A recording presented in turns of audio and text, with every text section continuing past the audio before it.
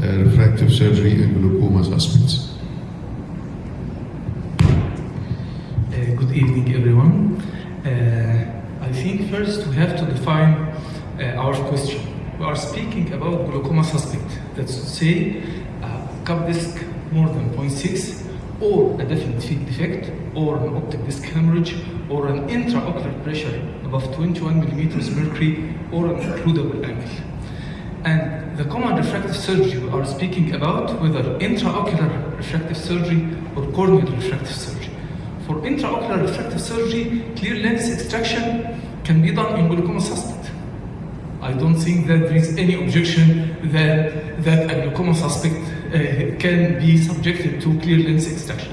But in phakic intraocular lens, I may agree that ICL and angle-supported phakic intraocular lenses are better to be avoided in glaucoma suspects. But iris-fixated intraocular lenses can be performed in glaucoma suspects. And then I think that corneal refractive surgery, whether PRK, LASIK, or SMILE, can be performed in glaucoma suspect. What's the proof?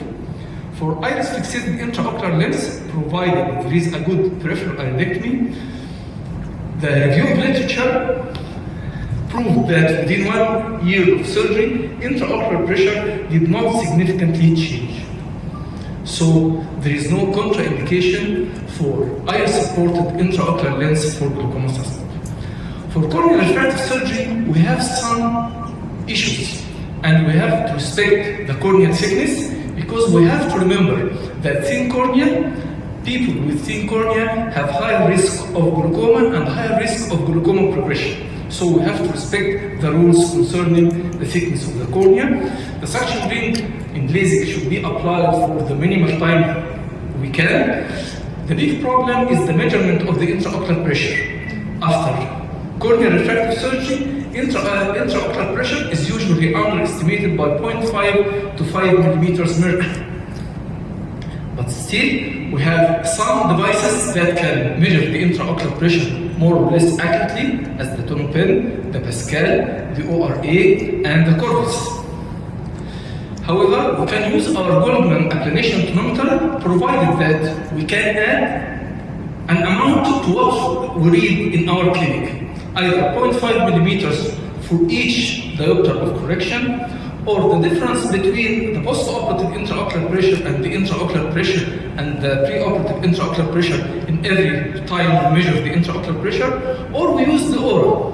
The ORA gives us what we call corneal compensated intraocular pressure and Goldmann intraocular pressure. And this difference, we can apply it in every time we measure the intraocular pressure on our Goldmann applanation tonometer in our clinic.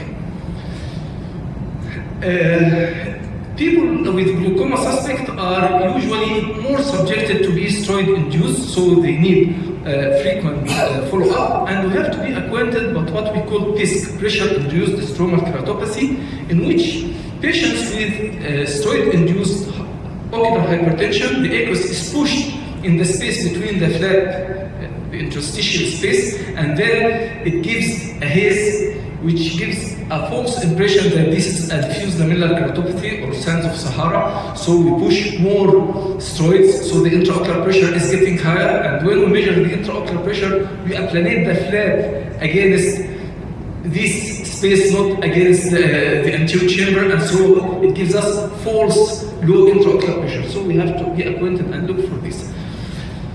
And we should not forget that glaucoma is a progressive disease. It needs follow-up clinically by field and by OCT, and by reviewing the literature, there is no contraindication mentioning that glaucoma suspect is a contraindication of corneal refractive surgery.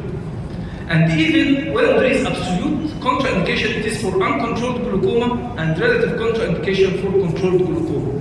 But even for controlled glaucoma, there should be just awareness of these potential complications and frequent monitoring of the patients.